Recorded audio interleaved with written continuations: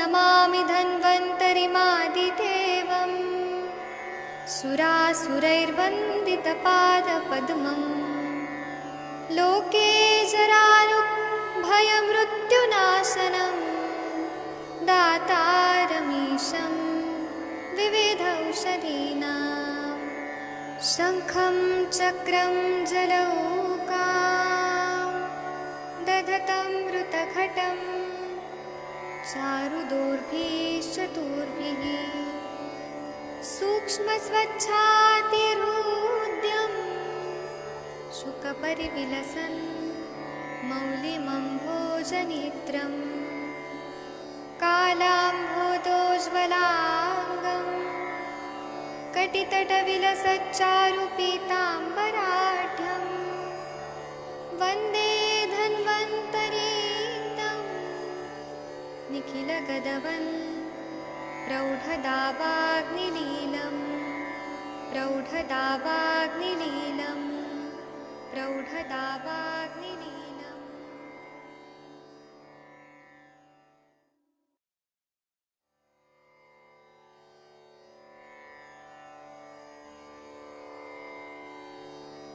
ॐ नमामि धन्वन्तरिमादिदेवम् सुरासुरैर्वन्दितपादपद्मम् लोके जरारुभयमृत्युनाशनं दातारमीशं विविधौषधीनां शङ्खं चक्रं जलौकां दधतं मृतघटं चारुदोर्भिश्चतुर्भिः सूक्ष्मस्वच्छातिहृद्यं शुकपरिविलसन् मौलिमम्भोजनेत्रं कालाम्भोदोज्ज्वलाङ्गं कटितटविलसच्चारुपीताम्बराढ्यं वन्दे धन्वन्तरीतं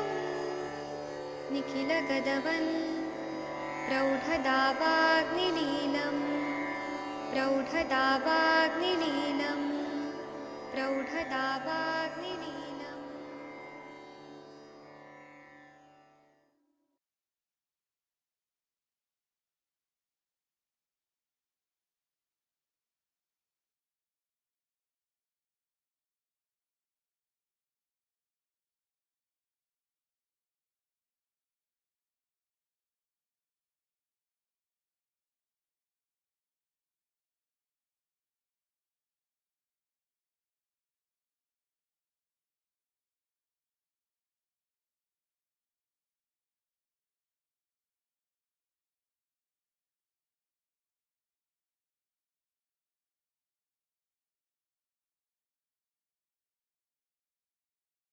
प्रणाम सभी लोगों को। मैं वैद्य अरविंद पाठक आप सभी लोग का स्वागत करता हूं। सभी लोगों को कोटि कोटि प्रणाम करता हूं। आइए आज हम लोग एक नए बीमारी के बारे में बात करेंगे। आप सबके सब भारत के सर्वश्रेष्ठ चिकित्सक लोग हैं। मैं आप लोगों से ये हाथ जोड़ के विनती करता हूं कि अगर कभी सेशन ऑन नहीं हुआ तो इतना ज्यादा अविश्वास मत करिए, क्योंकि जितना आपको सेशन के लिए चिंता होती है, व्याग्रता होती है, उतना मेरे को भी होती है। तो आपको धैर्य रखेंगे ना तो सब हो जाएगा। मुझे कंटिन्यू फोन आ रहे हैं तो मैं सेशन ऑन नहीं कर पा रहा हूँ आप लोगों के फोन की वजह से, है ना, क्योंकि वो फेसबुक नहीं ले रहा था। तो ये सोचिए कि मनुष्य कोई होता है ना तो उसको भी प्रॉब्लम होती है। जितना आपको व्याग्रता है ना सुनने का, उतना मुझे सुनाने का भी है। मेरा भी है उसमें कि मैं जल्दी कर पाऊं। तो आज 9 मिनट लेट हुआ क्योंकि फेसबुक नहीं लाइव कर पा रहा था। थोड़ा धैर्य रखेंगे, विश्वास रखेंगे तो सब अच्छा हो जाएगा। मैं सभी को प्रणाम करता हूँ। आज हमारा जो टॉपिक है सर्वाइकल स्पॉन्डिलाइटिस पे। सर्वाइकल स्पॉन्डिलाइटिस आप लोगों को मालूम होगा कि हमको गले में 7 वर्टिब्रास रहते हैं। तो उसके बीच में जो इंटरवर्टिब्रल डिस्क है उसमें कुछ ना कुछ इंफ्लेमेशन आ जाता है, तो इसीलिए स्पॉन्डिलाइटिस ऐसे बोला जाता है। तो इसमें क्या होता है कि डिस्क और वर्टिब्रा, उसमें नेक रीजन के जो रहते हैं वर्टिब्रा और डिस्क, उसमें डीजनरेटिव चेंजेस होते हैं। मतलब डीजनरेशन का मतलब आप लोग समझ रहे हैं कि जो नॉर्मल संधियों में जो चीजें हैं, संघटना है, सैनिवल फ्लूइड है और जो भी चीजें हैं वह डीजनरेशन होने लगता है। और इसके वजह से प्रेशर आने लगता है स्पाइनल कॉर्ड पे और पेन होने लगता है बहुत ज्यादा। उसका कारण बहुत सारा हो सकता है कि पहले तो स्पाइन ओवर ग्रो हो जाता है, स्पाइन बढ़ जाता है, या फिर जो वर्टिब्रा है वो टेढ़ा मेढ़ा होता है, या कॉम्प्रेशन होने लगता है, या स्पाइनल कैनाल है वो नैरो होने लगता है नेक में, या फिर नर्व जो रहते हैं स्पाइनल नर्व वो कॉम्प्रेस हो जाते हैं, उसकी वजह से डिसफंक्शन होता है। और यह इसके बहुत सारे हेतु रहते हैं। जैसे कि एग्जाम्पल से मैं बताता हूँ, जब हम बच्चे थे छोटे थे तो यहाँ पे पानी का बहुत ज्यादा प्रॉब्लम था। तो जो माताएं बहनें थी वो पानी लेके आती थी, तो बड़ा बड़ा जो मटका होता है जिसको हांडा और कलछी बोलते हैं, वो पानी भर के और ऐसे 5 ऐसे चढ़ा के, सिर पे चढ़ा के और घर पे पानी भरने के लिए लेके जाते थे। तो वो इतना ज्यादा वेट होता था, 100 से 200 किलो तक पानी, एमएल तक लेके, किलो लीटर तक लेके घर पे जाते थे, और ये कंटिन्यू होता था सुबह से लेके शाम तक। पानी दूर मिलता था तो पानी भर के ले जाते। तो यहाँ स्पॉन्डिलाइटिस उन लोगों को ज्यादा हो गया क्योंकि नर्व कंप्रेस हो गया। इसी तरह से जो ज्यादा वजन उठाते हैं, भार उठाते हैं, जो सिर पे करते हैं, उनको भी ये ऐसा पाया जाता है। या फिर आज के जमाने में जो मोबाइल देखते रहते हैं कंटिन्यू झुक के, या लैपटॉप देखते रहते हैं, थोड़ा भी एक्सरसाइज नहीं करते हैं, उनको भी होता है। ये तो हो गया विहारात्मक, लेकिन खाने में भी अगर घी नहीं खा रहे हैं, नस से नहीं ले रहे हैं, तो और रुक्ष अन्नपान का सेवन कर रहे हैं, वेगा अवरोध करते हैं, रात्रि जागरण कर रहे हैं, अति मैथुन कर रहे हैं, तो धातुओं का क्षय हो रहा है, वात का प्रकोप हो रहा है, और जो श्लेषक कफ है संधियों में वह कम होने लगता है। तो उसकी वजह से हड्डियां एक दूसरे से चिपक जाती हैं और वहां डिजेनरेटिव चेंज आते हैं, घिसने लगती हैं, टकरा जाती हैं। और उसके वजह से क्या होता है, सर्वाइकल स्पॉन्डिलाइटिस में हाथ में झिनझिनी आती है, टिंगलिंग और नमनेस होता है, मतलब हस्त बाधिरता आती है, या टिंगलिंग होता है जैसे चींटियां काट रही है ऐसा होता है, या हाथ ऊपर नहीं उठाया जाता है, या पेन होता है, गले में पेन होता है, पीठ में पेन होता है, सर दर्द भी होता है। वैसे बहुत सारे कंडीशन रहते हैं, उसी के बारे में हम लोग चर्चा करने वाले हैं। या फिर आम बात जन्य अगर कंडीशन रहा, आरए फैक्टर पॉजिटिव आ रहा है, रूमेटॉइड अर्थराइटिस है, वो भी यहाँ पे जाके सब दोष संचित हो गए हैं, उसके वजह से हो सकता है।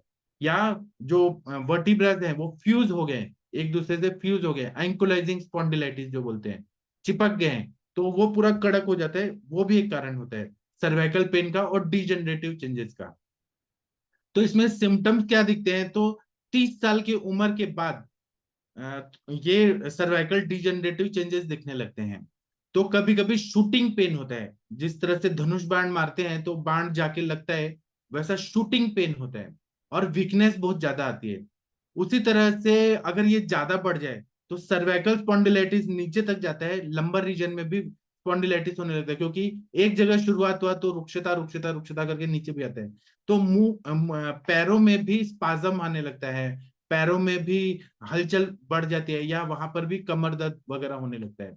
कभी कभी हाथे जो है, हाथ है वो पैरास्थीसिया होता है, मतलब हाथ सुन्न पड़ जाते हैं, हमें पता ही नहीं चलता कि हाथ है। और उसी तरह से कभी कभी सर्वाइकल डिस्क प्रॉब्लम होता है, हर्निएशन होता है, तो वहां पे पेन बहुत होता है, और मूवमेंट जो है, abduction, adduction, lateral flexion, external flexion, rotation, ये सब जब नहीं होता है, एक्सटेंशन, फ्लेक्शन, ये सब आप लोगों ने पढ़ा है, वो मूवमेंट नहीं होता है, या होता है तो रेस्ट्रिक्टेड मूवमेंट होता है, थोड़ा ही होता है, तो पेन बहुत एग्रेवेटेड हो जाता है।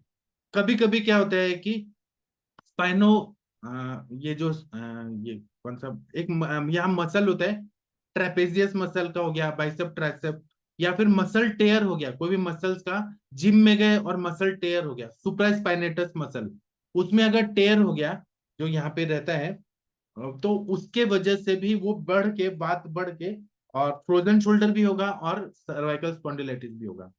तो ये कारण हमें देखना चाहिए कि किस लिए हुआ, कब हुआ। एक्सरे में तो बहुत सारी चीजें हमें क्लियर हो जाता है, एक्सरे में, एमआरआई में, पेट स्कैन में हमें सब पता चल जाता है, और सीटी स्कैन में भी। तो हमें केयरफुली ना केस टेकिंग करना चाहिए। केस टेकिंग बहुत जरूरी है, हिस्ट्री में कैसे कैसे हुआ, सर्वाइकल स्पॉन्डिलाइटिस क्यों हुआ, तो उनका जो भी हम खान पान वगैरह सब पूछ रहे हैं, आज का खान पान वगैरह पूछ रहे हैं, दिनचर्या पूछ रहे हैं, उसके साथ में उनका प्रोफेशनल क्या था, प्रोफेशन क्या था, कि वो वजन उठाते थे क्या, या फिर खड़े होके काम करते थे। जैसे लोकल ट्रेन में मुंबई के लोग ना खड़े खड़े जाते हैं और खड़े खड़े आते हैं, तो स्टैंडिंग पोजीशन अगर ज्यादा रहा, वेगावरोध हो रहा है, वह भी कारण हो सकता है। इसी तरह से हमें एग्जामिन करना है, नेक का पूरा एग्जामिन करना है कि कोई कंजेनाइटल डिफॉर्मिटी है क्या। एक डॉक्टर है, उनको हम लोगों को नॉर्मली कितना वर्टिब्रा होता है, 7 होता है cervical vertebra, C1 C2 C3 C4, उनको एक एक्स्ट्रा है। तो उनको बहुत ज्यादा गले में दर्द होता था, क्योंकि कंजेनाइटल डिफॉर्मिटी है, एक एक्स्ट्रा है उनको। इसी तरह से न्यूरोलॉजिकल एग्जामिनेशन भी करना चाहिए कि नर्वस कंडक्शन टेस्ट करके, या फिर ऐसे भी उंगली हिलाइए, ये हुए वो है, सब चेक करना चाहिए, न्यूरोलॉजिकल एग्जामिनेशन भी करना चाहिए। फिर ग्रिप स्ट्रेंथ कितना है, वो कोई चीज वस्तु को पकड़ पा रहे हैं कि नहीं, वो देखना चाहिए। फिर हाथ में अगर वात बढ़ता है तो फेसिकुलेशन होता है, मतलब जैसे फड़कता है ना, तो हाथ में फड़कता है, कहीं ना कहीं अंदर ही अंदर फड़कता है, मतलब वायु गया है वहां पे, तो फेसिकुलेशन होता है। दूसरा, हमें वेस्टिंग ऑफ मसल्स, मसल जो है वो खराब हो रहे हैं, सूख रहे हैं बहुत ज्यादा, वेस्टिंग ऑफ मसल। और अगर हाथ पैर हिलाएंगे ही नहीं तो ये जो बोलते हैं डिसयूज एट्रोफिक चेंजेस, बिना यूज के एट्रोफी होने लगती है, मसल सूखने लगते हैं। या कभी कभी सर्वाइकल मायोपैथी होती है, मसल्स जो रहते हैं ना, उसमें इंफ्लेमेटरी चेंजेस आते हैं सर्वाइकल एरिया में, वो पूरा, तो यहाँ पे जो भी मसल्स है वो खराब होने लगते हैं, तो वो मायोपैथी का भी हमें देखना चाहिए। इसी तरह से एक रोमबर्ग साइन रहता है, उसके बारे में मैं बताऊंगा, उसको भी चेक करना चाहिए। उसी तरह से सुपिनाइटर जर्क, अगर हम ऐसे उठा रहे हैं तो कोई जर्क लग रहा है क्या, या फिर नी जर्क, या प्लेंटर रिफ्लेक्सेस, उसको हमें पैरों का जो रिफ्लेक्स है वो देखना चाहिए, उससे क्या इफेक्ट आ रहा है वो देखना चाहिए। इसी तरह से डायबिटीज है क्या, डायबिटीज भी है और स्पॉन्डिलाइटिस है, तो उसका कोई ना कोई कनेक्शन है कि जो वहां पे रक्त वाहिनी है वो खराब हो रही है, वहां पे नर्व है सप्लाई वो खराब हो रहा है, मसल्स डैमेज हो रहे हैं, तो डायबिटीज को भी हमें कंसिडर करना चाहिए। डायबिटीज मतलब मधुमेह, और उसके कॉम्प्लिकेशन वो देखना चाहिए। और हमें एक्सरे निकाल के देखना है, एमआरआई स्कैन देखना है, सीटी स्कैन देखना है, तो हमें सर्वाइकल मायोपैथी है कि नहीं, सर्वाइकल स्पॉन्डिलाइटिस में, वो हमें देखना है, और कितना ग्रेड में हुआ है। जब हम एमआरआई देखते हैं ना, तो हम उसको अलग अलग व्यू से देखते हैं, एक व्यू से नहीं होता, अलग अलग व्यू से देखते हैं, आगे पीछे, एंटीरियर पोस्टीरियर लैटरल डॉर्सल सब देखते हैं, तो हमें और क्लियर पिक्चर आती है कि C1 C2 C3 C4 कहाँ पे है ये प्रॉब्लम। तो उससे हम डायग्नोस करते हैं, और आगे चिकित्सा को हमें लाइन ऑफ ट्रीटमेंट को डिसाइड करने में आसानी हो जाती है।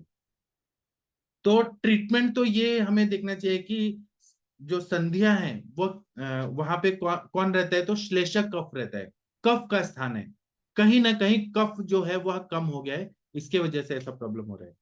और ये वात और कफ का भी है, क्योंकि जहां पर भी मूवमेंट हो रहा है वहां पे वायु भी रहता है, वायु रुक्ष गुण से बढ़ गया है बहुत ज्यादा, चल गुण से, सूक्ष्म गुण से बढ़ गया है, शीत गुण से बढ़ गया है, तो वायु भी बढ़ा हुआ है और कफ विकृत हो गया है, या कफ का क्षय हो गया है, वो हमें देखना चाहिए।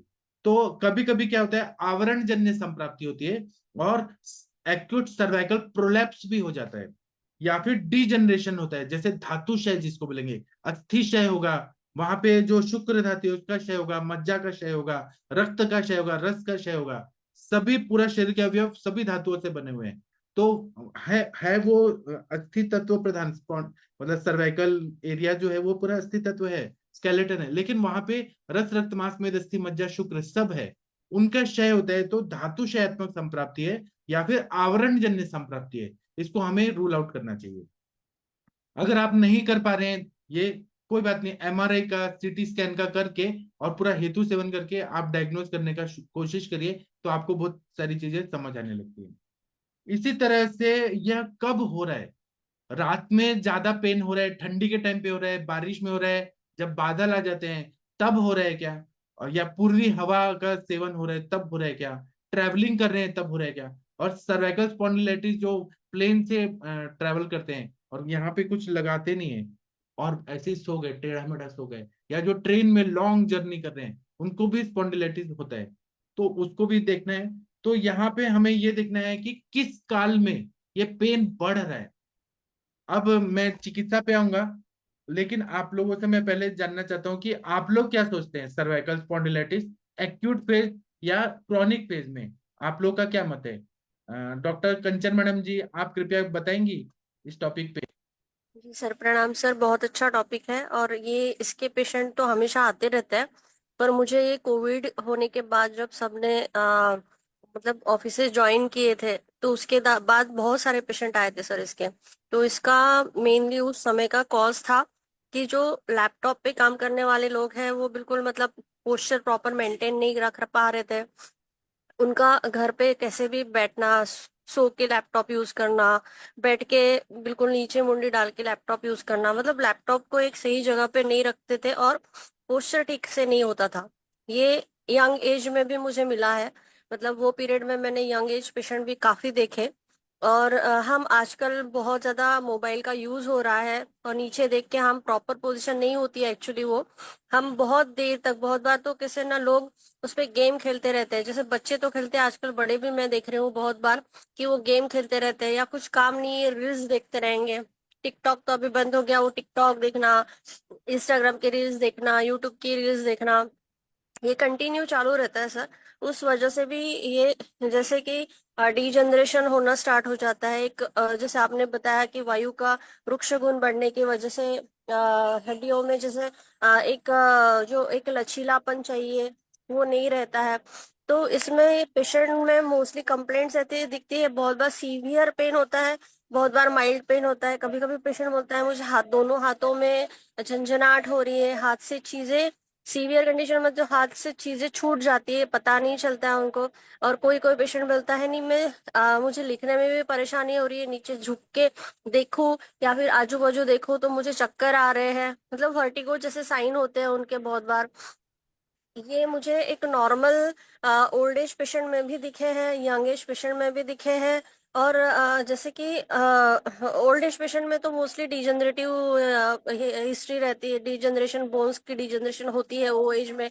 वायु का काल है, खाने पीने में जो पेशेंट घी का इस्तेमाल नहीं करते हैं और जो जंक फूड ज्यादा खाते हैं उनमें ये प्रॉब्लम ज्यादा दिखती है, क्योंकि वहां पे वायु का रुक्ष गुण बढ़ा हुआ होता है, डिजनरेशन स्टेज में अस्थि धातु होता है, तो वहां पे ये ज्यादा दिखते हैं पेशेंट। और बहुत बार तो ना पूरी नेक ऐसे टेढ़ी होके बैठने की आदत रहती है, बहुत बार टीवी देख रहे हैं तो टेढ़ा बैठ के देखना है। तो वो ओल्ड एज पेशेंट में तो मैंने ऐसे भी देखा है कि बिल्कुल मुंडी ऐसे ही रखते हैं, कभी कभी झुका के रखते हैं, झुका के चलते हैं, कभी कभी टेढ़ी रखना, मतलब लेफ्ट साइड में, एक साइड में ही देखते रहेंगे तो अपने को लगता है कि ये हम अगर उसको ठीक करके सीधे देखने के लिए बोले भी तो वो देख नहीं पाते, क्योंकि वहां पे ऐसे डिफॉर्मिटी आ जाती है, वो कर्व वहां पे ले लेता है हड्डी की, वो फिर से एक नॉर्मल स्टेज में दिखता नहीं है फिर। ऐसे पेशेंट में देखे हैं। और जिनको कभी कभी सर्वाइकल के साथ साथ लंबर का भी प्रॉब्लम हो रहा है, ऐसे पेशेंट भी देखे हैं। और बहुत अच्छे से हम मतलब कि इंस्टेंट पेन मैनेजमेंट के लिए हम अग्निविद्ध करते हैं उस पे, पर हमें अगर उनको लॉन्ग टर्म के लिए कुछ ना कुछ मेडिसिन देना ही पड़ता है। बस्ती चिकित्सा भी बहुत अच्छे से काम करती है, नस्य चिकित्सा यहाँ पे बहुत अच्छे से काम करती है। हमारे अस्थि धातु पे काम करने वाली बहुत सारी मेडिसिन हम यहाँ पे चला सकते हैं, जैसे लाक्षादि गुड़ है, शतावरी है, अश्वगंधा चूर्ण है, अश्वगंधा रिष्ट है। यहाँ पे हम महावाति ध्वंस, एकांगवीर रस, प्रवाल पिष्टी, गोदंती भस्म, स्वर्णवाक्षिक भस्म, पीड़ा के लिए भी हमें बहुत सारी मेडिसिन दे सकते हैं, जैसे दशमूलारिष्ट है, दशमूल कौथ है, पीड़ांतक वटी है, पीड़ांतक गोल्ड वटी है, ऑर्थोग्रिट है, योगराज गुगुल है, महायोगराज गुगुल। त्रयोदशांग गुगुल का यहाँ पे सबसे अच्छा रिजल्ट मिलता है, क्योंकि वो वात नाड़ियों पे भी काम करता है। तो जिन पेशेंट में मोस्टली हाथों में झंझनाहट होना ये कंप्लेंट रहती है, वहां पे त्रयोदशांग आप दीजिए। डिजनरेटिव स्टेज में पेशेंट है तो वहां पे आप लाक्षादि गुगुल चलाइए, बहुत अच्छा रिजल्ट आता है। यहाँ पे अभ्यंग का बहुत अच्छा रिजल्ट आता है, स्नेहन स्वेदन का बहुत अच्छा रिजल्ट आता है, यहाँ पे अग्निविद्या का बहुत अच्छा रिजल्ट आता है। पेशेंट हम एटलीस्ट उसको काफी हद तक, मतलब जिन्हें सर्जरी, बहुत बार तो पेशेंट को सर्जरी तक एडवाइस होता है, ये ऐसे पेशेंट में सीवियर है तो सीधे बोल दिया जाता है कि नहीं ये डिस्क प्रो सर्वाइकल डिस्क प्रोलैप है, आपको सर्जरी करानी पड़ेगी। ऐसे पेशेंट को भी हम एक नॉर्मल जिंदगी दे सकते हैं। बहुत बार पेशेंट नेक का सपोर्ट लेके, मतलब कि वो बेल्ट रहता है, नेक बेल्ट लगा के हमारे पास आते हैं, तो ऐसे पेशेंट भी 3-4 महीने में आराम से विदाउट बेल्ट अपना लाइफ जी सकते हैं। जी सर। अच्छा, कंचन मैम, आप बाद में तो नहीं आती हैं। एक कल डॉक्टर मंजूनाथ जी ने एक पेशेंट लाए थे जिनको नाइट ब्लाइंडनेस है, आंखों का प्रॉब्लम है। तो आपके भाई को मैंने रेटिनल डिटैचमेंट के लिए दवाई दिया था। तो अभी 4 साल हो गया ना शायद आपके भाई को ट्रीटमेंट दिए हुए। तो जी उनको सर। क्या तकलीफ था और क्या फायदा हुआ, एक बार बताएंगी प्लीज। जी सर, उन्हें वो लैपटॉप पे काम करते हैं मोस्टली 10 to 15 आवर्स कभी कभी काम करना पड़ता है, क्योंकि वो आईटी में है। तो उस वजह से वो, हाँ, जैसे कि एक जगह पे बैठना, कोविड के पीरियड में उनको ज्यादा तकलीफ हुई। मतलब वहां से स्टार्ट हुआ था कि उन्हें ना एक, जैसे टी है तो टी का ऊपर का भाग दिखेगा नहीं, बी है तो आधा भी दिखेगा, एच है तो एक डंडी दिखेगी नहीं, ऐसे प्रॉब्लम स्टार्ट हुई। तो आपसे ही मैंने दवाई ली थी उनको। उनको शीरबला का तेल का नस्से वगैरह आपने दिया था, सप्तामृत दोहा वगैरह दिया था। तो करीब करीब मुझे लगता है 3 महीने की मेडिसिन में ही उनको काफी अच्छा फायदा हुआ। और उसके बाद उनका मतलब वो ठीक ही हो गया, अभी तो कोई कंप्लेंट करते ही नहीं है। बहुत अच्छा, मतलब अच्छा रिजल्ट रहा 3 महीने की मेडिसिन में, क्योंकि हो सकता है वो इनिशियल फेज में हो। और हमने तुरंत सर की मेडिसिन स्टार्ट कर दी थी उस, और उन्होंने रिलीजियसली फॉलो किया था। वो खुद शीरबला का 30 ml तक का नस्य खुद डलवा, मतलब खुद ही डालते थे वो। उनका वीडियो भी उन्होंने शेयर किया था, वो खुद डाल रहे हैं। तो हमने प्लेटफॉर्म पे भी दिखाया था कि कैसे डालना है, खुद अगर डालना है तो। मतलब वो आसानी से कर रहे थे। और बहुत अच्छा रिजल्ट मिला सर। जी सर। हाँ, तो वो ना सिंगापुर भी गए थे, सिंगापुर से उन्होंने भेजा था। तो जी जी, हाँ मलेशिया तो गए थे सर, हाँ, मलेशिया गए थे वो। मलेशिया। वहाँ पे 3-4 महीने वहाँ पे ही थे। हाँ काफी अच्छा रिजल्ट मिला हमें। हाँ, तो क्या है ना, जब भी रेटिनल डिटैचमेंट होता है, नाइट ब्लाइंडनेस होता है, रातरांध्र होता है, नकुलांधे होता है, इन सब में हमें स्नेहन जरूर करना चाहिए, बात की बीमारियां हैं, है ना। तो कंचन मैडम एग्जांपल दे रही है कि इनके भाई का हुआ था, लेकिन वो अर्ली स्टेज में था, जल्दी ठीक हो गए। एक अथर्व करके एक लड़का आता था, बच्चा आता था, वो इंजीनियरिंग कर रहा था, उसको मुझे 1.5 साल लग गया ठीक करने में। तो आयुर्वेद, और एक ये जितेंद्र मिश्रा जी ने ग्लूकोमा का भी केस ठीक किया था। ये फरीदाबाद में काम करते हैं। तो इन्होंने भी नस्य दिया था, बाद में उन्होंने कंटिन्यू किया कि नहीं पता नहीं। जितेंद्र मिश्रा जी से हम वो केस बाद में पूछते हैं। चले हम स्पॉन्डिलाइटिस पे आते हैं अभी। मतलब मुझे ये कहना है कि आयुर्वेद से बहुत अच्छा हम रिजल्ट दे सकते हैं आंखों की बीमारियों में। मिश्रा जी, आप अभी बोलना चाहते हैं तो बोल दीजिए। हाँ सर, प्रणाम सर हाँ, सभी को। ग्लूकोमा के पेशेंट में आपने क्या किया था वो बताइए प्लीज। हाँ, उनका काफी अच्छा रिजल्ट था सर। उनको मतलब 7 डेज हमने ट्रीटमेंट दिया था, नस्य और तर्पण किया था। 7 से 8 दिन में उनका जो इंट्राएकुलर प्रेशर था 2 साल से कम नहीं हो रहा था। 58 और एक में 32 प्रेशर था। तो वो प्रेशर ही कम नहीं हो रहा था, उनको शुगर भी था। उसके वजह से उनको ऑपरेशन भी नहीं हुआ, मोतियाबिंद का ऑपरेशन नहीं हुआ, तो उनकी आंखें खराब हो गई। कि जब पेशेंट मेरे पास आया था तो उसको 30% से 40% विजन था। पेशेंट ने मुझे फीस पे किया और दवाइयाँ नहीं ले गया।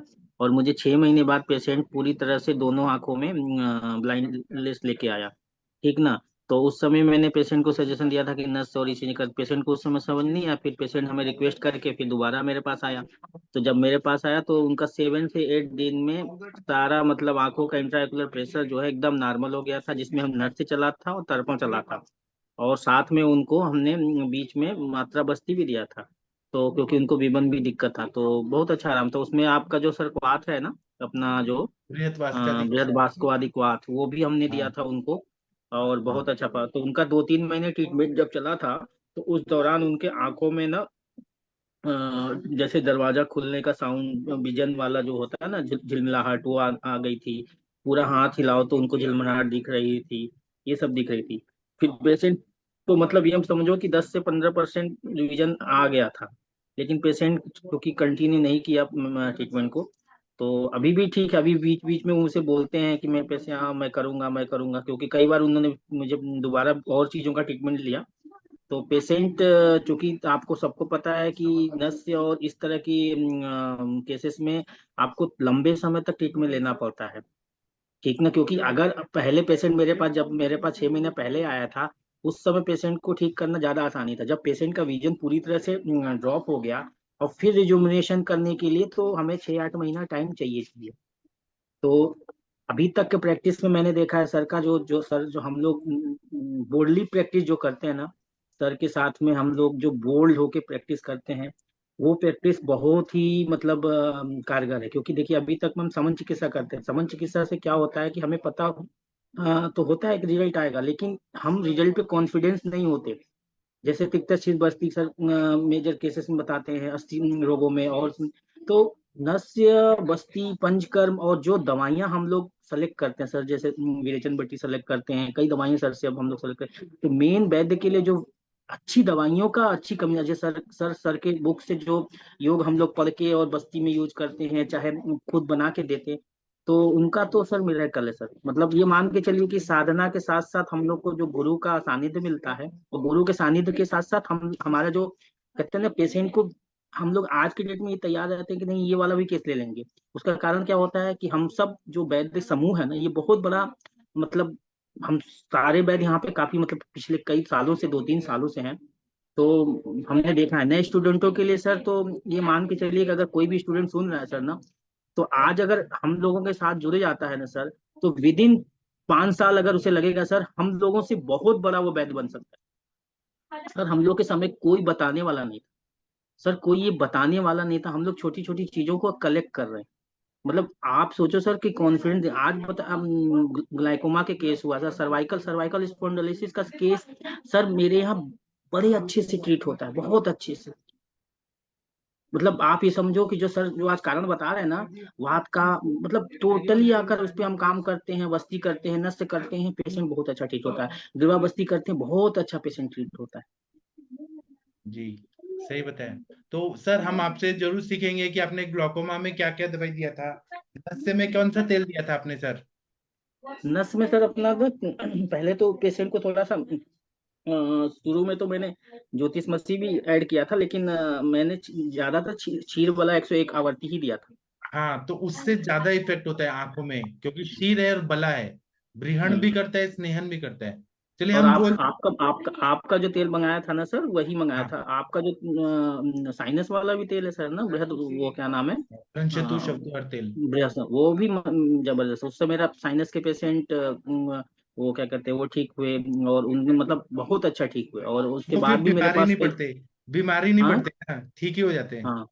हाँ। इवन इवन आप सोचो सर कि जब मेरी बिटिया को भी दिक्कत होती, चाहे बच्चों को भी, तो मुझे हाँ। एक आध बूंद अगर तीक्ष्ण नस देना है, तो वो तेल मैं यूज करने से डरता नहीं हूँ, क्योंकि हाँ। मैंने इसको एक्सपेरिमेंट करके देखा है कि पेशेंट को बहुत अच्छा, मैंने उसको खुद भी यूज किया है। आपने 3 बूंद, 4 बूंद, 5 बूंद, 6 बूंद, 8 बूंद अगर डाल दिया, तो नस से अगर आपने 2-3 दिन कैसी भी रिकरेंस सर्दी हो रही है सर, जुकाम हो रहा है, एकदम सब ठीक हो जाता है। जी सर, तो हम वो ग्लूकोमा वाला केस बाद में आपसे सुनते हैं, ठीक है और सर। हम स्पॉन्डिलाइटिस का भी आपका सब फॉर्मूला सब सीखेंगे। लेकिन अभी पहले हम ये थोड़ा बात कर लेते हैं। आपका thank you sir, Mishra ji, thank you. आप ऐसे ही तरक्की करते रहिए। हमको दिल से खुशी होती है कि हमारे मिश्रा जी फरीदाबाद में इतना सक्सेसफुल प्रैक्टिस करते हैं। प्रैक्टिस तो सब करते हैं, लेकिन रिजल्ट आना चाहिए।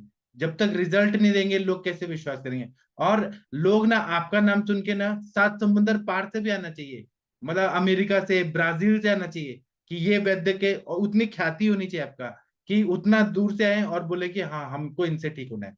चलिए हम लोग बात करते हैं। मैं तो भगवान से प्रार्थना करता हूँ कि आप सबका प्रैक्टिस अच्छा हो, अच्छा ट्रीटमेंट करिए, अच्छा डायग्नोसिस करिए। तो अभी क्या है ना कि जब हमारे पास पेशेंट आते हैं एक्यूट फेज में, शुरुआत है, सर्वाइकल रीजन में उनको डिजनरेटिव चेंजेस शुरू हो गया है, तो हमें कुछ बात कफ हर दवाइयां देनी चाहिए। तो उसमें हम लोग क्या देते हैं, तो कुछ हमें गूगल कल्प का प्रयोग करना है, कुछ कषाय कल्पना का प्रयोग करना है, कुछ ब्रीहण करने, क्योंकि डिजनरेटिव चेंजेस है, तो कुछ ब्रीहण चूर्ण का प्रयोग करना है, और कुछ तेल का नस्य और अभ्यंग और ग्रीवा बस्ती वगैरह करना है। तो इसमें हम लोग जैसे गुलिका के रूप में दे रहे हैं, कहीं ना कहीं कैल्शियम की कमी हो रही है, और संधान करना बहुत जरूरी है वहां पे, क्योंकि डिजनरेटिव चेंजेस हो रहे हैं, तो एक एक मॉलिक्यूल जो है ना वो डिस्टर्ब हो रहा है वहां पे। जो ऑस्टियोजेनेसिस होना चाहिए, हड्डियां मजबूत होनी चाहिए, तो वहां पे सेल्स का रीजनरेशन होना चाहिए, और जुड़ना चाहिए, वो संघात अच्छा से होना चाहिए, तभी हड्डियां मजबूत होंगी। अगर हड्डियां कमजोर हो जाएंगी तो वो बिखरेंगी और खराब होंगी, डैमेज होगी। जैसे कि पुराना घर आप लोगों ने देखा होगा, मुंबई के एरिया में आप कभी जाइए घूमते हुए, तो मुंबई में जो पुराने पुराने बिल्डिंग है ना, वो ऐसे बहुत ऐसे कभी भी गिर जाएंगे ऐसे होते हैं, मतलब उनके ईंट वगैरह जो भी लगा है ना वो खराब हो रही है। ऐसे यहाँ पर भी जब स्पॉन्डिलाइटिस होता है, तो एक एक सेल जो है वो डिस्ट्रक्ट होने लगता है, वो कभी भी घिसने लगता है, वहां पे सूखापन आ जाता है। तो इसीलिए हम लोग क्या करते हैं, आभा गुगुल, रासना गुगुल, फिर लाक्षादी गुगुल, नवक गुगुल और योगराज गुगुल, ये दो दो गोली सुबह शाम हम लोग देते हैं। इसमें से कोई भी सेलेक्ट करिए आपको जो भी देना है। कुछ पेन किलर के रूप में हम लोग महायोगराज, क्योंकि रौप्य युक्त है, आम का भी पचन करता है, और महायोगराज गुगुल तो बहुत सारे मतलब पेन किलर के रूप में यूज करते हैं। या एक स्वर्ण युक्त बृहद योगराज आता है वो दे। या हम लोग कैशोर अगर वातरक्त जैसी संप्राप्ति है, जलन वगैरह हो रही है, तो कैशोर गुगुल का प्रयोग करें, या त्रयोदशांग गुगुल का प्रयोग करें, या दशांग गुगुल का प्रयोग करें, तो बहुत अच्छा फायदा होगा। या फिर अमृता गुगुल, उड़ूची से बनाया हुआ अमृता गुगुल का प्रयोग करें।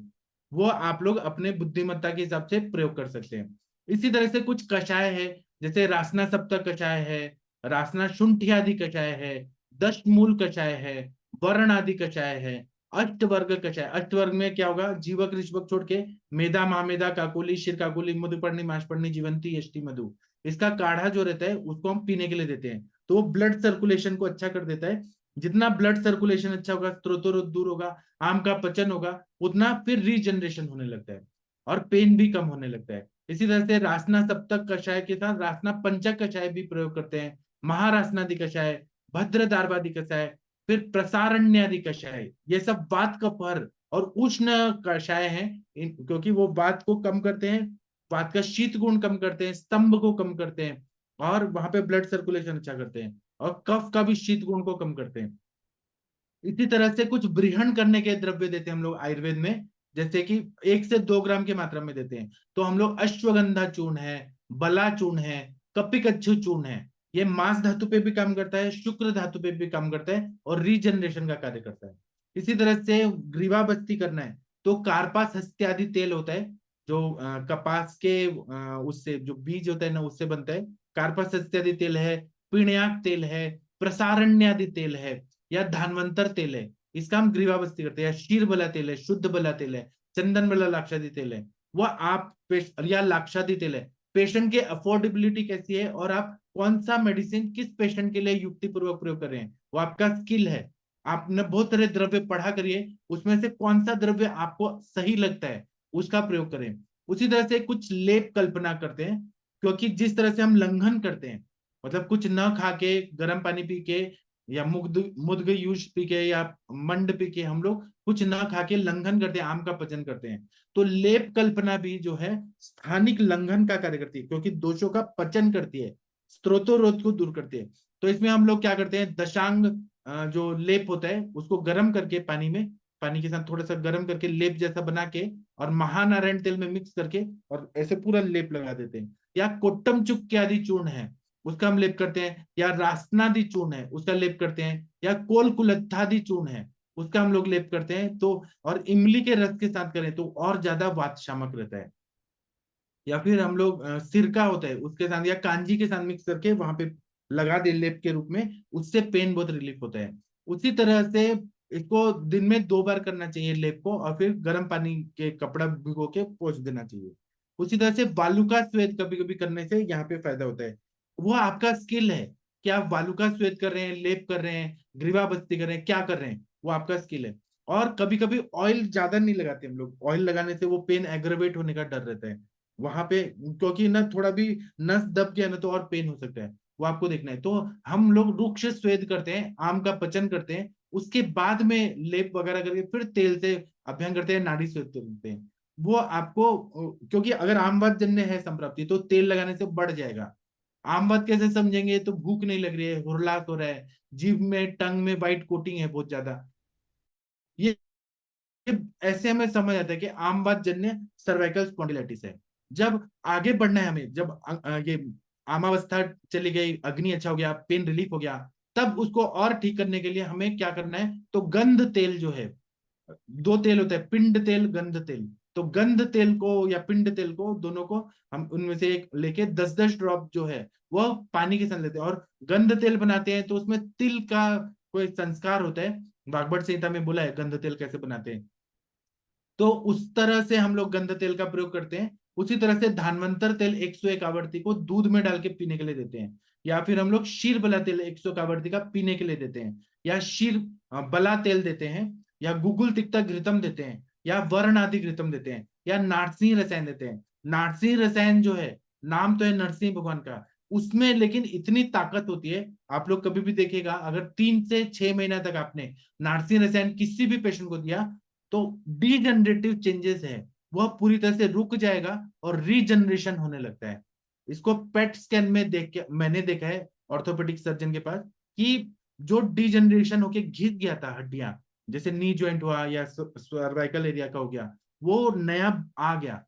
ये नार्सिंग रसायन में ताकत है, मतलब वो नया बना देता है। उसी तरह ऑस्टियोजेनेसिस जो बोलते हैं, मज्जा पे भी काम करता है, अस्थि पे भी करता है, शुक्र पे भी काम करता है नार्सिंग रसायन। इस तरह से हम लोग अश्वगंधा रिष्ट दे सकते हैं, बला रिष्ट दे सकते हैं, धानवंतरा रिष्ट दे सकते हैं। उसी तरह से नत्स्य जो है वो 101 आवृत्ति का शीर बला। कल मेरे पास एक पेशेंट आई थी, तो वो नांदेड़ से आई थी, वो डॉक्टर ही है और हमारे साथ ही थी, आयुष दर्पण में थी। तो उनको चोट लग गया था, एक्सीडेंट हुआ था, तो लंबर एरिया में भी इंजरी हुआ था, नेक एरिया में भी इंजरी हुआ था। तो वो मेरे पास आई, मैंने उनको क्या किया कि नस से दे दिया, एक पेन ऑयल लगाने के लिए बोला कि आप पेन ऑयल लगाइए और कमर में भी लगाइए, और स्वेदन दिया। और उसके बाद में मैंने नस से दिया 101 आवर्ती शीरबला का 30 ml का नस से दे दिया और एक मात्रा बस्ती दे दिया। तो उन्होंने जो फीडबैक देखा, आपको रात में मैंने भेजा था ग्रुप में, कि 30-40% उनको रिलीफ मिला। मैं ये नहीं क्लेम करूंगा कि एक दिन में ठीक हो गए, मैं साईं बाबा नहीं हूँ, धन्वंतरी भगवान नहीं हूँ कि इतना जादू करूं, लेकिन पेशेंट को रिलीफ मिलना और थोड़ा फ्लेक्सिबिलिटी है, क्योंकि 30 ml तेल जाएगा तो थोड़ा सा अच्छा लगता है कि थोड़ा नसें जो ऐसे ब्लॉक है, जो पेन कर रही है, थोड़ा सा हल्का हो जाती है। तो उनको अच्छा लगा, उनको रात को नींद भी आई। इसी तरह से हम नस्से में या ग्रीवाबस्ती में या अभ्यंग में कार्पासस्त्यादि तेल, धानवंतर तेल, प्रसारण्यादि तेल, महामाश तेल, सहचरादि तेल, प्रभंजन तेल, इसका नस्य दे, या मोचरस सिद्ध शीरबला तेल दे, उसका नस्य करने से भी बहुत अच्छा फायदा होता है। ये सारे तेल जो है तेल कल्पना है, तो ये उष्ण रहते हैं। तो उष्ण रहने से वायु का शमन करते हैं, कफ का भी कफ को बैलेंस करते हैं, कफ की उत्पत्ति करते हैं, क्योंकि कफ जो है वो कम हो गया है, हमें स्नेहन करके कफ को बनाना है। 30 ml देने का यही उद्देश्य है कि वहां पे श्लेषक कफ बनने के लिए वो मतलब ऐसा मटेरियल न्यूट्रिएंट्स देता है कि श्लेषक कफ फिर बनने लगे। श्लेषक कफ एक ग्रीस जैसा रहता है, पैनल फ्लेव, तो वह हमें मोमेंट्स में इजी करता है। जैसे हम गाड़ी में ओवरऑलिंग करते हैं तो तेल डालते हैं तो वो कैसे अच्छे से स्मूथ चलता है, वैसे ही यहाँ पे। इसी तरह से रासनादी तेल, रासनादी चूर्ण और शीरबला तेल का हम लेप लगा सकते हैं। या वहां पे अगर स्पॉन्डिलाइटिस है और स्तंभ है बहुत ज्यादा, मतलब अकड़ गया है, कफ ज्यादा बढ़ा हुआ है ऐसा हमें लग रहा है, तो वहां पे हम लोग शिरोविरेचन गण के जो ये है नस्य, भ्रंशतु शब्दवर तेल, हिंग का तेल, ज्योतिषमती का तेल, ज्योतिषमती तो मेद्य भी है लेकिन वो, या फिर अपामार्ग सिद्ध तेल, इस सब का हम लोग शिरोविरेचन गण में, आप द्रव्य देखिए कौन कौन से आते हैं, वच्चा तेल, वह भी शिरोविरेचन गण में। वो सब क्या होता है, कफ को निकाल देता है। या पंचेंद्रिय वर्धन तेल जो होता है वो भी थोड़ा तीखा होता है, अणु तेल, षड बिंदु तेल, इससे वो कफ को निकाल देना है। और उसके बाद में कफ निकालने के बाद वायु की चिकित्सा करनी है, तो बृहण तेल, स्नेहन तेल, शीरबला तेल, चंदन बला लाक्षादि तेल, धानवंतर तेल, कोट्टम चुक्की, अगर मसल्स में बहुत ज्यादा स्टिफनेस है तो कोट्टम चुक्की आदि तेल, इनका नस्य अगर दे दिया जाए तो बहुत अच्छा फायदा होगा। लेकिन हर बार आप तीखा नस्य देंगे, कोट्टम चुक्की आदि तेल देंगे तो वो जलन भी हो सकती है।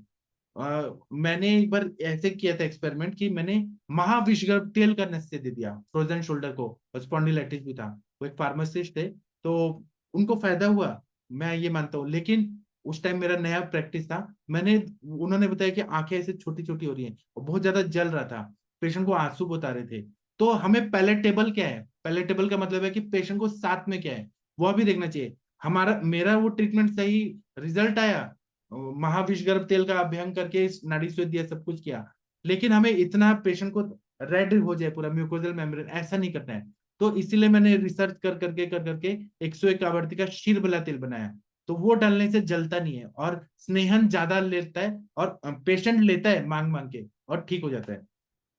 इसी तरह से नर्व रूट को ताकत देना बहुत जरूरी है, उसके लिए अश्वगंधा रिष्ट है, बला रिष्ट है, क्योंकि वो स्थानिक अग्नि को बढ़ाता है। जब स्थानिक अग्नि बढ़ेगा, सूक्ष्म स्त्रोतोगामी है, आम का पचन करेगा, स्त्रोतस का शुद्धि करेगा, पेट में डालते ही उसका इफेक्ट यहाँ पर भी होने लगता है रक्त में मिलने के कारण। तो उससे क्या होगा, नर्व रूट को स्ट्रेंथन मिलता है, अश्वगंधा रिष्ट, बला रिष्ट। तो ये क्या करता है, बृहणीय गण के द्रव्य, बहुत अच्छा फायदा होता है। इसी तरह से ऐसा बोलते हैं कि ऊर्ध्व जत्रु विकारेशु निशि, मतलब हमें क्या करना है कि गुगुल तिक्त घृतम है या फिर वर्णादि घृत है, वो दूध के साथ मिक्स करके और रात को देना है, क्योंकि ग्रंथों में बोला है सुश्रुत संहिता में ऊर्ध्व जत्रेषु विकारेषु निशि, रात को ही दवाई देना है। जब अन्न औषध सेवन काल बताते हैं तो उसमें व्यानोदान काल, खाने के पहले, खाने के बाद में, रसायन काल, अलग अलग चीज बताते हैं, प्राग भुक्त, अधोभुक्त, समभुक्त, ऐसे बताते हुए निशी जो बोला है, रात को जो है वो ऊर्ध्व जत्रेषु विकारेषु निशी ऐसे बोला है, रात को देना चाहिए। इसी तरह से कार्पास इत्यादि जल का नस्य दे सकते हैं, शिरोबस्ती दे सकते हैं, या पिचू रख सकते हैं, ग्रीवा की तरफ लिटा के पिचू रख देते हैं, उससे बहुत अच्छा फायदा होता है। अभी मैं और बताऊंगा, पहले मैं आप लोग का भी सुनना चाहूंगा। चलिए, वर्षा कौशिक मैडम जी, वीणा मैडम जी, आपने कभी दिया है सर्वाइकल सर स्पॉन्डिलाइटिस में कुछ चिकित्सा का अनुभव है? हाँ, बोलिए बोलिए सर मैं मैम। एक क्वेश्चन पूछना चाहूंगी। हाँ सर वो नस्य का, जैसे आपने मतलब ऊर्ध्व चतुर्गत बोला, तो नस्य के लिए भी हम अभी मतलब जैसे शीत ऋतु है तो मोस्टली हमें दोपहर में देना चाहिए। और समझो ग्रीष्म ऋतु है, मतलब गर्म, जहाँ पे बहुत ज्यादा हीट है, इस टाइप की क्लाइमेट अगर है तो वहाँ पे हमें सुबह में देना चाहिए, ऐसे बोला जाता है। पर हाँ, मोस्टली मतलब हमें वो भी फॉलो करना है या फिर खाली रात में ही नस्य देना है? रात में देना है, लेकिन अवस्था देखनी है, ठंडी का प्रदेश है और हमारे उपशय अनुपशय देखना है। गुड़लिंग परिषद उपशम अनुशाभ्याम, मेरा शीर बला तेल 1 लाख पेशेंट में एक को तो सर्दी जुकाम कर देता है, तो और सर, उसको दिन हाँ में देना चाहिए। हाँ, वो भी एक। और ये जैसे कि बोलते हैं, जैसे अभी हम पढ़ते रहते हैं ना कोई आर्टिकल्स आते रहते हैं, तो उसमें एक आर्टिकल में पढ़ा कि शेर को उन्होंने पित्त का स्थान मान के वहां पे खाली घृत यूज किया है।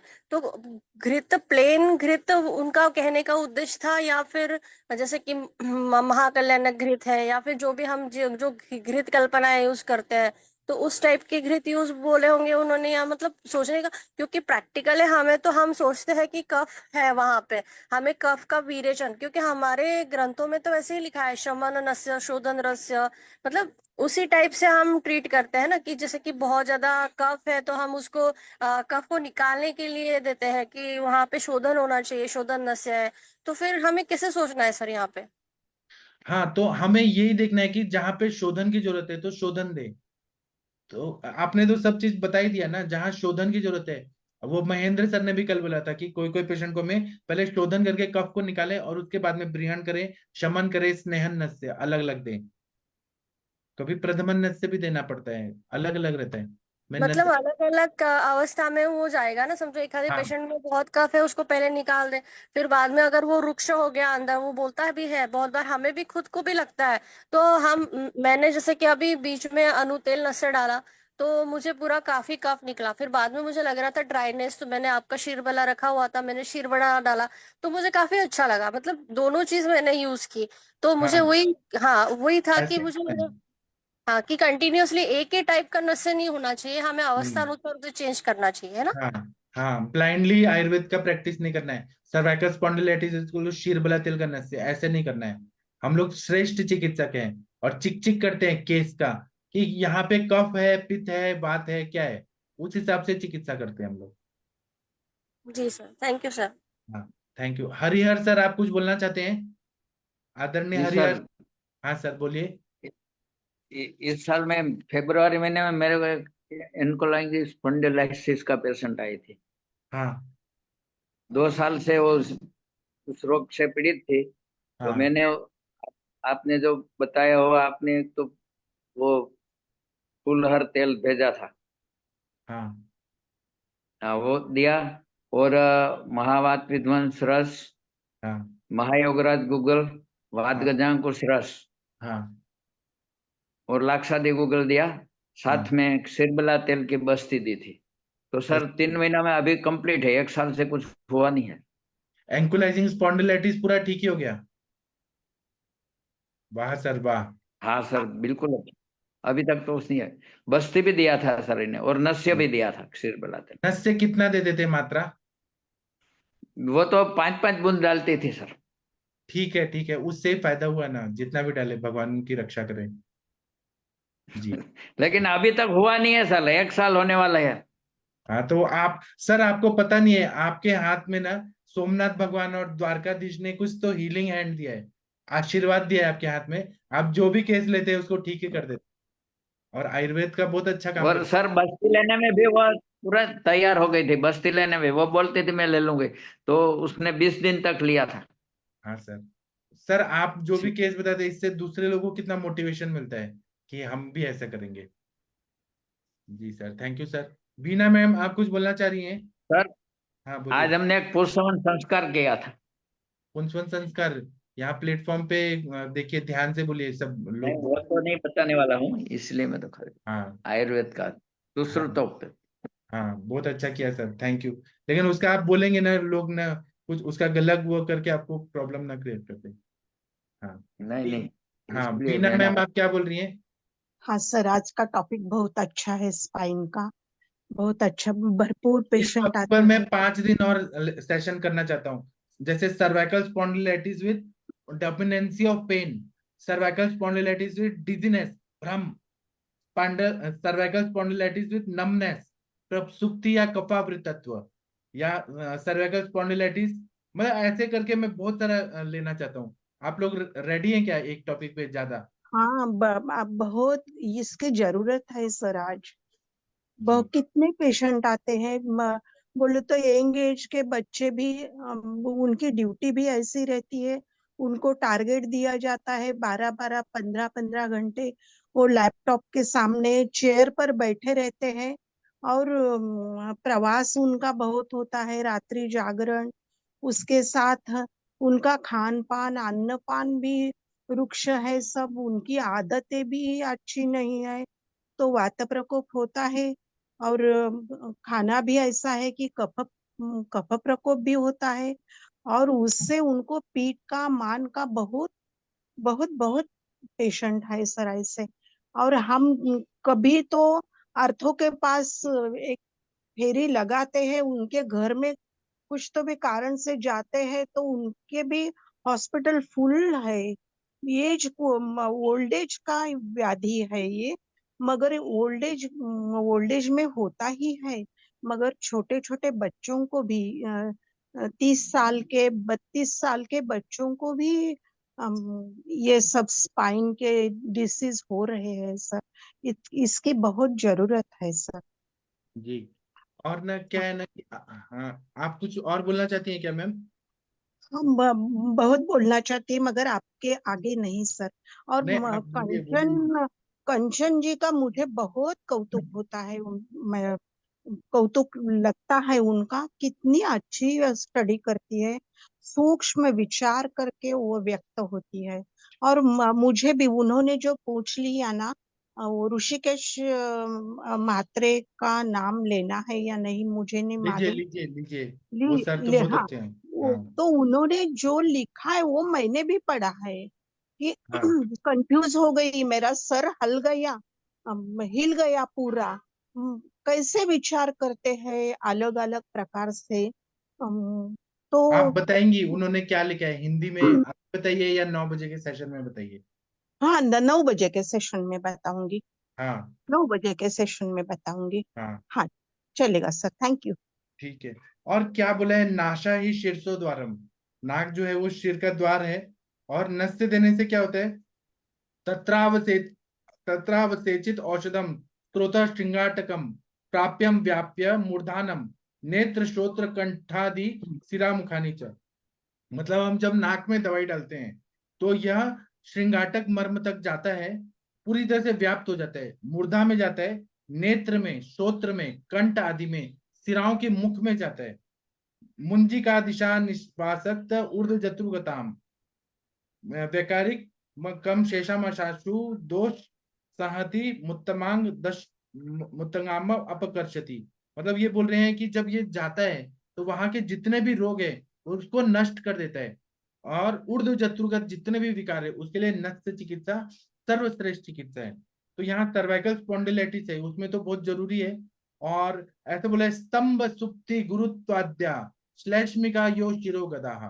मतलब अगर जहां पर स्टिफनेस है, स्तंभ है, मन्या स्तंभ जो बोलेंगे, सुप्ति है, फिर गुरुता है आदि में, और जो कफ के वजह से है, या शिरो विकारेशु नष्टः कर्म प्रशस्यते, सभी सिरों के विकार में नष्ट कर्म जो है सबसे अच्छा है। कंप में, अर्धित में, ये सब में बहुत ही अच्छा बताया है। तो नस्य का प्रयोग तो हमें सर्वाइकल स्पॉन्डिलाइटिस में करना ही चाहिए।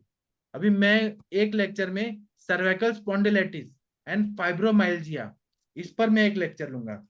फिर सर्वाइकल स्पॉन्डिलाइटिस और रियोमैटिका, उस पे एक लेक्चर लूंगा।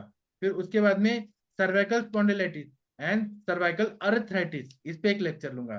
फिर infectious arthritis and cervical spondylitis, इस पे एक लेक्चर लूंगा। और सर्वाइकल स्पॉन्डिलाइटिस मतलब मैं आप लोग को अलग अलग तरह से एक ही चीज नहीं बताऊंगा। बात रक्त जन्य सर्वाइकल स्पॉन्डिलाइटिस, उस पे एक लेक्चर लूंगा। Psoriatic arthritis and cervical spondylitis, इतना विस्तार से कोई नहीं बताते हैं। मतलब सोरियासिस भी हुआ है, सर्वाइकल स्पॉन्डिलाइटिस है। Ankylosing spondylitis and cervical spondylitis, इस पे एक लेक्चर लूंगा। फिर gouty arthritis and cervical spondylitis, इस पर एक लेक्चर लूंगा। ऑस्टियोआर्थराइटिस एंड सर्वाइकल स्पॉन्डिलाइटिस, इस पे एक लेक्चर लूंगा। मतलब मैं चाहूँ ना तो मतलब मुझे मन है। और ओबेस पेशेंट में सर्वाइकल स्पॉन्डिलाइटिस कैसा होता है, पुरुष पेशेंट में कैसा होता है, फीमेल में कैसा होता है, मेल्स में कैसा होता है, बच्चों में कैसा होता है, ये सब पे भी हम चर्चा करने वाले हैं आगे आने वाले सत्रों में। अगर आप लोग बोलेंगे तो मैं इसको चलाऊंगा कंटिन्यू। और कंचन मैडम, आपने जो बोला था एंडोमेट्रियोसिस पे मेरा लेक्चर, तो जी मैंने सर। ना स्त्री रोगों पे लेक्चर कहाँ लिया है। मैं अभी अभी तो मैंने 8 ही लेक्चर लिए थे, फिर मैंने ब्रेक ले लिया क्योंकि एक ही टॉपिक टॉपिक टॉपिक तो बोर हो रहा था। मैं सर अभी इसको जरूर लेना आप, क्योंकि हाँ बहुत अच्छा टॉपिक है। क्योंकि मैंने आज ही पे एक पेशेंट को मेडिसिन दिया। हाँ एक्चुअली मैंने इस पे एक पेशेंट और ट्रीट किया हुआ है, और काफी अच्छे से मतलब इनफर्टिलिटी थी, उसकी वजह से उसको इंडियोमेट्रियोमा आ रहा था उसको वन साइड में, मतलब लेफ्ट या राइट साइड का था। हाँ और उसके बाद वो पेशेंट कंसीव भी होगी, और शायद मैंने प्लेटफॉर्म पे भी उसके बारे में बोला हुआ है। और वो जब कंसीव होने के बाद फिर मैंने ना हर बार, हर महीने में वो मुझे मेरे से बात करती थी। तो मैंने हर बार पूछा कि आपकी सोनोग्राफी होने, मतलब 3 या 4 सोनोग्राफी हुई थी उसकी। और मैंने हर बार पूछा कि आपको कोई सिस्ट दिख रहा है क्या, डॉक्टर ने कोई बोला क्या, क्यों और सोनोग्राफी निकालने के बाद वो मुझे बताती थी। और कैसे ना कि वो गायनेकोलॉजिस्ट वहां पे उसके ही क्लिनिक में यूएसजी करती थी, और उसकी रिपोर्ट वहां पे लिख के देती थी। तो उन्होंने मेंशन भी नहीं किया सर उसके बाद कि उसको वो साइड में इंडियोमेट्रियोमा था करके। उसके बाद अभी बच्ची 3 साल की भी होगी, उसको कोई तकलीफ नहीं है। मुझे तो लगता है वो पूरा रिजॉल्व ही हो गया। अभी ये सेकंड केस मैंने हाथ में ली है, बच्ची 14.5 साल की है। अभी तो आज मैंने ट्रीटमेंट दे दिया उसको। फिर क्योंकि मुझे लग रहा था कि थोड़ा सा आपका आशीर्वाद वहां पे होता था तो मैं बिल्कुल 100% उसको ठीक कर पाऊँ, क्योंकि हमारे हाथ में ना उन्होंने अभी खाली 1.5 महीना दिया है। क्योंकि वो पेशेंट रायपुर से है, और उनको बोला गया है कि अभी ये 1.5 महीने के अंदर उसको ऑपरेट करना ही पड़ेगा। 7 सेंटीमीटर की सिस्ट आ रही है वो। और अगर समझो इनकेस थोड़ा बहुत भी मैं उसको कम करने में कामयाब आप हो पूरा जाती ठीक हूँ। कर सकते हैं। वो अश्विनी मैडम है ना, उनकी बहन को भी था, वो मेरे दवाई से ठीक हो गई। मैं उस पे एक लेक्चर लूंगा आपको विस्तार से। सर कल जी। लूँ, कल हाँ, संडे को लूँ कि मंडे को लूँ? मंडे लेना सर, एक दिन तो रेस्ट कर लो। हाँ ठीक है। जी सर। तो उस पे मैं पूरा अच्छे से एडिनोमायोसिस पे भी मैं बहुत अच्छे से विस्तार से बताऊंगा, आपको मजा आएगा। वो लेक्चर सुनने के बाद आपके हर पेशेंट ठीक होंगे। और वो मेरा नहीं है, मेरे गुरुजी लोगों का जो आशीर्वाद है नोट्स के रूप में, वो मैं आप लोग को बताऊंगा। ठीक है। तो अभी हम थोड़ा सेशन बंद करते हैं, 8 बज गया, 1 घंटा बहुत हो गया। अभी हम कल नहीं, आज रात को 9 बजे मिलेंगे। और वीना मैडम, आपसे एक रिक्वेस्ट है कि मेहत्रे सर का जो भी आपने पढ़ा है उसका आप नोट्स बना लीजिए 1 घंटे में, और वो हिंदी में बताइएगा। ठीक है। और शशि मैडम, आपसे एक रिक्वेस्ट है कि आपने कुछ नोट्स बनाए थे। शशि मैडम, आप कुछ बता रही थी कि मैंने कुछ नोट्स बनाए, वो किस चीज योगा, का सर? योग दर्शन और ये चक्रास। हाँ, वो तो मैंने बनाया था, कल मैं लेने वाली थी तो कल किसी और मैम ने लिया तो फिर मैंने छोड़ तो दिया। आप आज रात को 9 बजे आइए ना, उस पर बात करते हैं ना। एक्चुअल में घर में सर बच्चे बहुत शोर मचाते हैं, तो कल, इसीलिए। कल या परसों करेंगे। ठीक है सर। ठीक है। तो वीना मैम, आप 9 बजे आइए। अभी मैं सेशन बंद करता हूँ, 1 घंटा हो गया। थैंक यू, प्रणाम सभी लोगों को। फिर थैंक यू मिलते हैं। सर।